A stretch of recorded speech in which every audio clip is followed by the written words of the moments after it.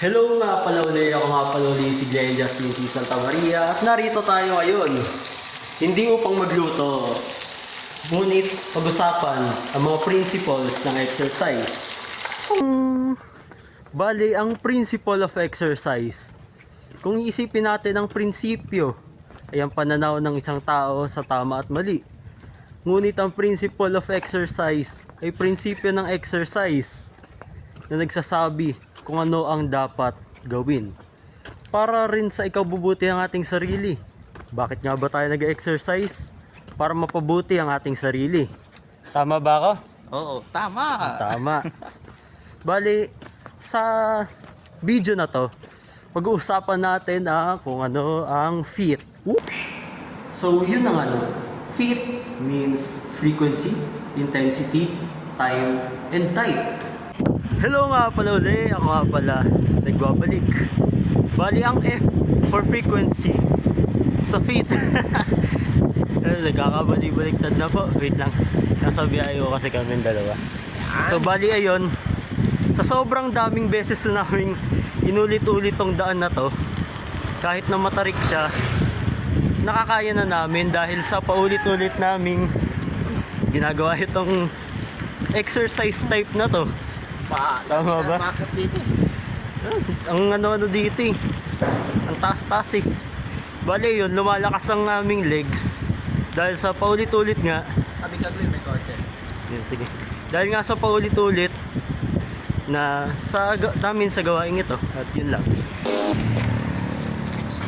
So now, we're in the eye of the FIT. And I means, I love you. So, I means intensity. Bali ang intensity ay kung gaano ka kahirap nagtitrain. For example now, mas mahirap tumakbo sa papuntang UHS or forestry kaysa sa tumakbo lang around the Freedom Park. And yun lang.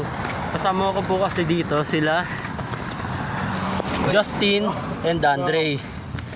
At papunta kaming UHS ngayon dahil nagka-sprain nata si Justin. Basta nagmamanas yung paa niya mga yun. That's all for eye of the FIT. So yun na nga. Ang susunod naman natin is time. Time is also duration. Kung gaano kahaba ang iyong magiging exercise sa iyong fitness journey. So, yun na nga. Sabi nga nila time is gold, no? Naniniwala ako doon. Kahit na di halata. Sige, pagbigyan na natin. Tama ba kayong dyan? Probably, I think. So, yun na nga. Time is gold dahil naka-apekto din ito sa ating kalusugan. Ang pinili mong haba ng iyong exercise ay naka-apekto rin sa iyong fitness journey. Kunyari, pinili mong tumakbo o maglakad ng 20 minutes instead of 10 minutes. It's, Like, well, the longer it is, the more effective yung exercise mo, basically. yun. Tama si Angel. And that's it for time because we're also running out of time and mali na kami. Bye-bye. So, yun na nga. Inabot na tayo ng gabi.